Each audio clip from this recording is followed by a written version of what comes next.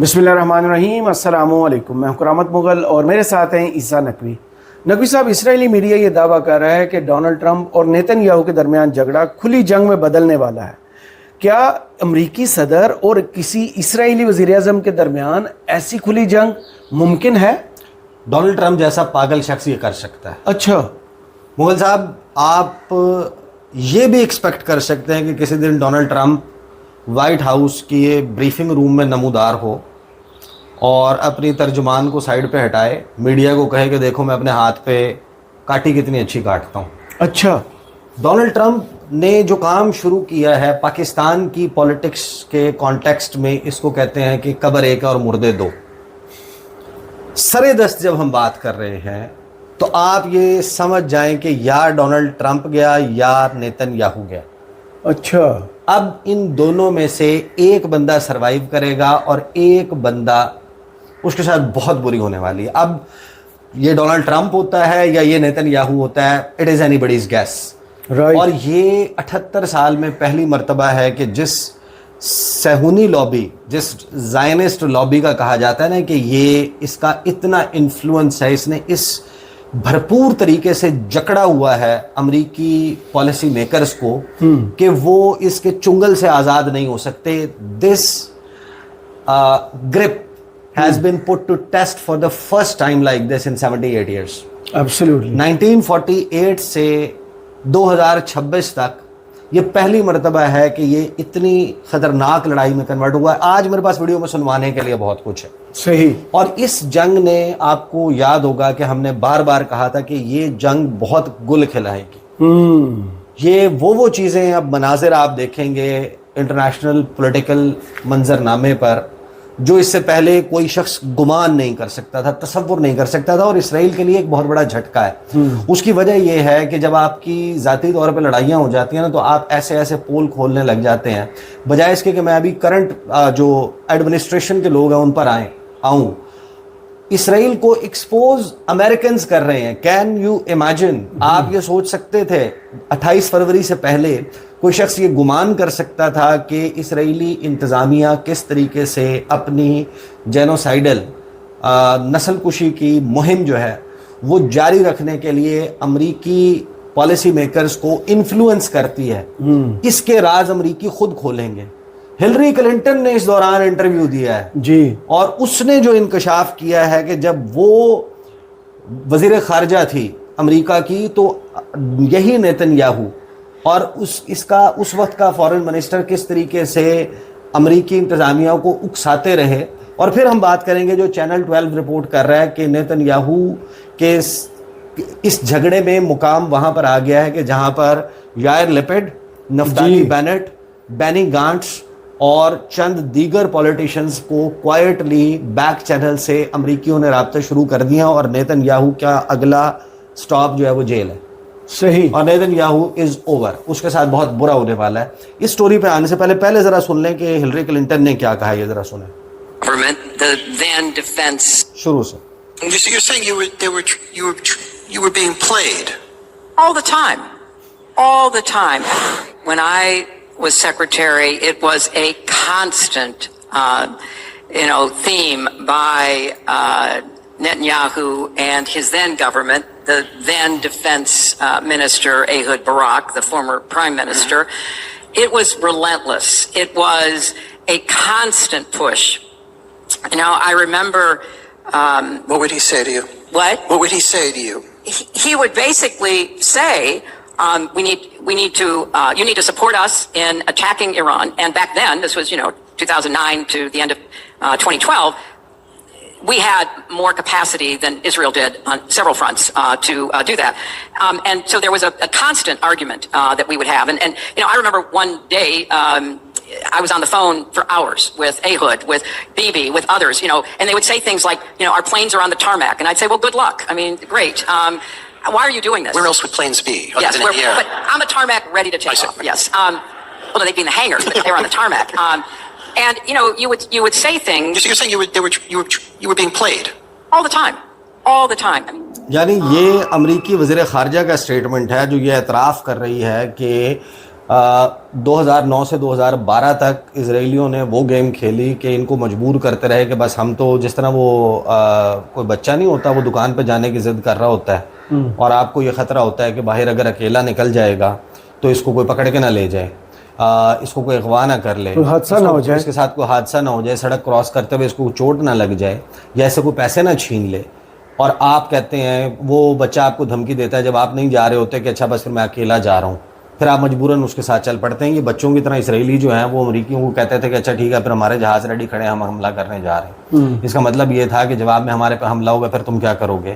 تو یہ Hillary Clinton انکشاف کر رہی ہے. اور اب ایکزیوس کے انٹرویو میں ڈونلڈ ٹرمپ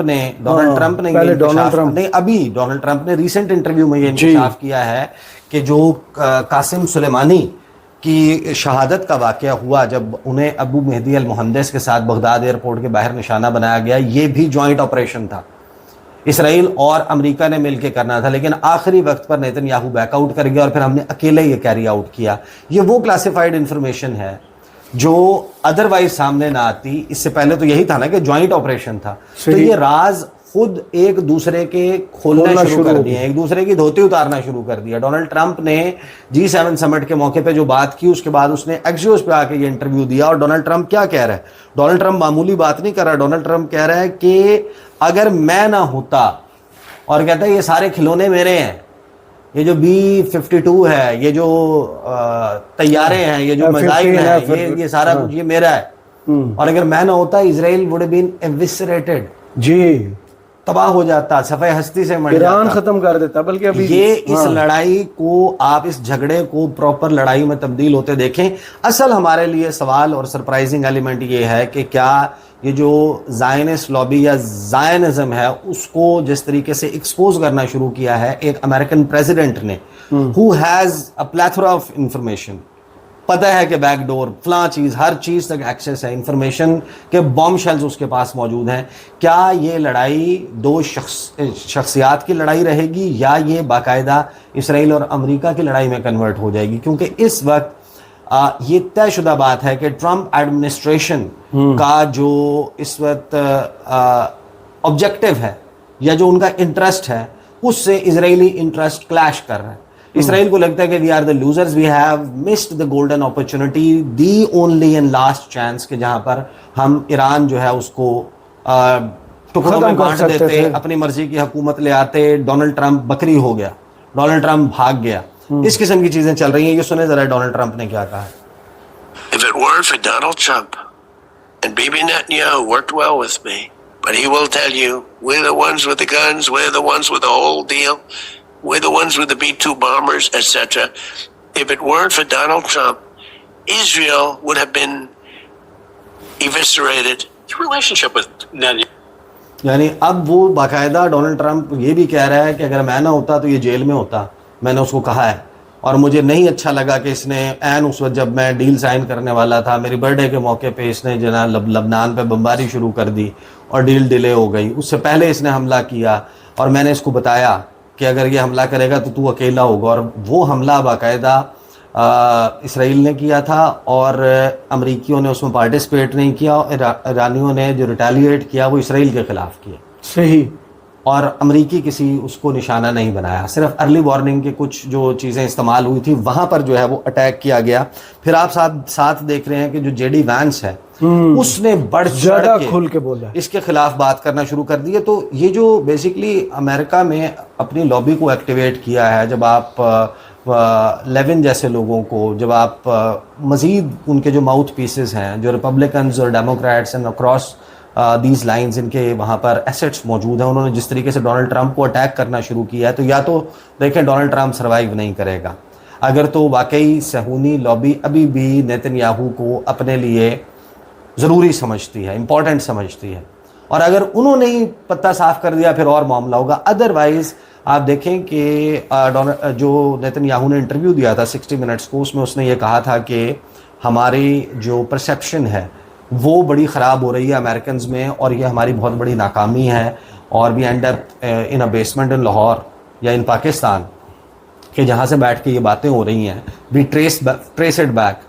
تو ظاہر ہے کہ آپ اس کی ورکنگ کے لیے اور وہاں پر اپنا ایک, کیونکہ دیکھیں ابھی اگر پرسیپشن 60% 70% अमेरिकन की इसराइलीज के खिलाफ हो जाएगी, तो वो कैसे लोगों को मुंतखब करेंगे? और फिर वही लोग ऊपर आएंगे और वो अपनी पॉलिसीज़ कैसी बनाएंगे जो इसराइल को सूट नहीं करती होंगी। तो वहाँ पर उन्हें अपनी मर्ज़ी के लोग और अपनी मर्ज़ी का निज़ाम, उसके लिए अपनी मर्ज़ी की परसेप्शन चाहिए इसराइल की। उसके लिए दे आर सेइंग कि हम उसमें उस जंग में हम हार रहे हैं, लूज़ कर रहे हैं। और जो जवाबी हमले शुरू किए हैं उसके ऊपर जेडी वैंस जो है उसने टेक ऑन शुरू किया है और उसने दिफा भी किया है कि जो ईरान है उसके पास बैलिस्टिक मिसाइल्स होने चाहिए। यानी American administration could you believe के is defending Iran's right to self defence against Israel. यानी they are so much in love with getting this deal done and through and acted upon, क्योंकि उनको समझ आ गई है कि ये अमरीकी इजारादारी का खात्मा हो जाएगा। जो क्रिपल किया है ईरान ने वर्ल्ड इकोनॉमी को और यूएस को जिस तरीके से उसके जवाब में हिट हुआ है, जो उनकी बेसिस को उधेड़ के रख दिया अपने, बेहतर ये इस कहानी को यहाँ खत्म हाँ किया। अब ये सुने कि नेतन्याहू के और उसकी काबीना के मुतालिक इसने क्या कहा है। What I will say, and this does bother me, is that you've seen people within Bibi's cabinet who have come out and attacked the deal and in some ways very personally attacked the President of the United States. And I guess my message to them would be twofold. Number one, Donald J. Trump is the only head of state in the entire world who is sympathetic to the nation of Israel at this moment in time. And he happens to be the head of state of the world superpower. If I was in the cabinet of the Israeli government, I might not be attacking the only powerful ally that I have anywhere left in the entire world. And the second, यानी साथ में अमरीकी नायब सदर सिर्फ ये नहीं कह रहा कि मुझे बिल्कुल ये अच्छा नहीं लगा कि जिस तरीके से ये डोनाल्ड ट्रंप को अटैक कर रहे हैं, साथ में उसने एक और बड़ी इंपॉर्टेंट बात की है, और ये coming from the mouth of vice president of the United states, जो ये कह रहा है कि they are attacking the only powerful ally that is left in this world. बिल्कुल सही। यानी अमेरिका, उसने कहा कि सबसे ताकतवर हाथी जो बचा, हम खड़े हैं तुम्हारे साथ, दुनिया में कोई और ताकत, चीन तुम्हारे साथ नहीं है, रूस तुम्हारे साथ नहीं है, बर्तानिया तुम्हारे साथ नहीं है, फ्रांस तुम्हारे साथ, G7 जी, यानी वो तमाम बड़े मुल्कों की बात कर रहा है, ताकतवर मुल्कों की, पोटेंट मुल्कों की बात कर रहा है। वो कह रहे हैं इनमें से कोई तुम्हारे साथ नहीं है। तो this has exposed Israel's weaknesses. और if it were for Israel, जो 12 दिन की जंग थी उसमें क्या हुआ था इजराइल के साथ 2025 में जो जून में हुई थी, इसराइल को उधेड़ के रख दिया था ईरानियों ने। अगर ऑपरेशन मिडनाइट हैमर में अमरीकी और उससे अलावा जो क्वाइटली वो कर रहे थे वो सपोर्ट ना फराहम कर रहे होते, तो उस जंग में इसराइल जो है उसकी ईंट से ईंट बच जाती। सही। और अब बेसिकली उन्होंने रियलिटी चेक दिया है। उसने कहा कि wake up to reality, wake up and sniff coffee, यानी कॉफी सूंघो, उठो, आंखें खोलो, होश में आओ, तुम्हारी औकात क्या है। यानी ये आप सोच सकते थे कि इस जंग ने क्या अचीव किया है कि एक अमेरिकी सदर, एक अमेरिकी नायब सदर इजरायलियों को ये बता रहा है कि तुम्हारी औकात ही कोई नहीं है, बाकी तो बताते थे। तो बेसिकली अपनी, और फिर ये हैरान कुन है कि अपनी फॉरवर्ड पोस्ट, इसराइल अमेरिका की सेंटकॉम की फॉरवर्ड पोस्ट है for its larger designs for the world, absolutely, to keep its power. यानी एक बुली छोड़ा हुआ है, जिस तरह हमारे रीजन में इंडिया के साथ इन्होंने किया। ये वो हेजमॉन है, ये वो बुलवॉक है जो चाइना का रास्ता रोकेगा। इसराइल, उसने तेल की दौलत से माला माल अरब मुल्कों में अपने पंजे गाड़ने के लिए, अपनी बेसिस बनाने के लिए, पेट्रो डॉलर मेंटेन रखने के लिए, तेल अपनी मर्जी से फ्लो करे, ऑयल प्राइसेस अपनी मर्जी से चलें, तमाम अहम आबी रास्ते, तमाम अहम रिसोर्स रिच रीजन्स, उसमें पंजे गाड़ने के लिए ये फॉरवर्ड पोस्ट है जो इसराइल है। उसके खिलाफ हो जाना ये एक वो वंडर है जो डोनाल्ड ट्रंप जैसा पागल शख्स ही अचीव कर सकता है। लेकिन अब इसके नतीजे में क्या होगा, और जो गुफ्तगू जेडी वैंस कर रहा है इसराइल के हवाले से, जो ट्रस्ट के ऊपर सवाल हुआ कि क्या तुम इसराइलियों पर ट्रस्ट करते हो, एतमाद करते हो, उसके ऊपर आप जवाब सुन के हैरान हो जाएंगे कि यार ये अमरीकी नायब सदर को क्या हो गया। ये जरा सुने। geographies. Do you trust them? I don't trust anybody. When it comes to international affairs and diplomacy, do I think that they're very capable? Absolutely. Do I think that, again, when we have shared interests, we work together very well? Absolutely. But I don't trust anyone. I don't trust anyone. जब ये भी इन्होंने interview दिया था diplomacy की बात होती है तो मैं किसी पे ट्रस्ट नहीं करता। ये बाकायदा अमरीकी नायब सदर कह रहा है, अमरीकी सदर को आप सुन चुके हैं। इसराइल के जो कैबिनेट के लोग हैं नेतन्याहू की, उन्होंने बढ़ चढ़ कर बात करना शुरू कर दी। और अब सबसे अहम सवाल ये आ रहा है कि 27 अक्टूबर को इसराइल में इंतखाबात होने थे। बिल्कुल। अब वो 120 मेंबर्स की क्नेसेट जो है उसमें से 106 मेंबर्स ने वोटिंग कर दी है और उन्होंने कहा कि अर्ली इलेक्शंस करवाएं। अब अर्ली इलेक्शंस में नेतन्याहू वैसे भी इस वक्त उसकी परसेप्शन गिर चुकी है और वो जो लबनान पे आप बमबारी देख रहे हैं, जो वहाँ पर वो कब्जा कर रहा है, ये इसको अपनी वॉर ट्रॉफी के तौर पे पेश करना चाहता है। क्योंकि ईरान के बैलिस्टिक मिसाइल प्रोग्राम रहेगा, ईरान को $300 अरब रिकन्स्ट्रक्शन के मिलेंगे, ईरान जो है उसके फ्रोजन एसेट्स जो हैं अनफ्रीज हो जाएंगे, उसको कम्युनिटी ऑफ नेशंस में उसको वेलकम किया जाएगा, उसकी अनसैंक्शन्ड इकोनॉमी जो है उससे प्रॉमिस की जाएगी। ईरान के इस वक्त डेलीगेशन को ही आप देख लें जो पहुंचा है जी स्विट्जरलैंड मुज़ाकरात के लिए, उसमें उनके बैंकिंग सेक्टर के टॉप ऑफिशियल्स, उनके फाइनेंस मिनिस्ट्री के, उनके ऑयल के, डिप्लोमेसी के, हर वो अहम बंदा जो इस मुज़ाकरात की या इस डील के नतीजे में जो कुछ ईरान को मिलना है उसके लोग वहाँ पर मौजूद हैं। तो अब इलेक्शन से पहले वो चाहता है कि मेरे लिए कोई वॉर ट्रॉफी मिले, वो वॉर ट्रॉफी मिलने नहीं लगी। डोनाल्ड ट्रंप या तो ओवर पावर कर दिया जाएगा, या डोनाल्ड ट्रंप का बुरा वक्त समझेंगे शुरू हो गया, या नेतन्याहू का। और वो क्योंकि इलेक्शन आ रहे हैं और अमेरिका का कहते हैं कि हमें तो बस एक ही काम आता है, रिजीम चेंज। जो अपनी पावर है उसका इस्तेमाल करके ईरान में नाकाम हो गया तो क्या यहाँ पर कामयाब होगा और अपनी मर्जी के लोग जो हैं वो ले आएगा? क्योंकि अगर नेतन्याहू रहता है, अगर नेतन्याहू सरवाइव करता है तो डोनाल्ड ट्रंप का जीना हराम कर देगा। ये आप लिख के रख लें, सही, डोनाल्ड ट्रंप का जीना हराम कर देगा। अब ये जो इजरायली चैनल 12 है उसने रिपोर्ट किया है कि डोनाल्ड ट्रंप के ऑफिशियल्स ने खामोशी से बैक चैनल कॉन्टैक्ट्स राब्ते शुरू कर दिए हैं opposition leader Naftali Bennett. Naftali Bennett जो पहले प्राइम मिनिस्टर भी रहा है और यूट्यूबर है बेसिकली। अच्छा। तो आपका भी चांसेस मुस्तकबिल में जो है वो अच्छे हो सकते हैं कि अगर आप फेमस हैं यूट्यूब के ऊपर तो आप भी किसी दिन। मैं आज सदीक जान को फ़ोन करता। अच्छा। तो नफ्ताली बेनेट जो है वो बेसिकली जो है वो इसी तरह के मस्खरों में से है और वहाँ पर इसराइल में सारे ही हार्ड लाइनर्स हैं, हार्ड हिटर्स हैं और इस तमाम वक्त के दौरान ये ठीक नहीं हुआ, ये भी करो, फलां चीज़ कर दो। अब बहुत सारे लोग जो हैं वो एटम बम इस्तेमाल करने की बात भी कर रहे हैं कि ईरान के ऊपर ऐसा हमला कर दो।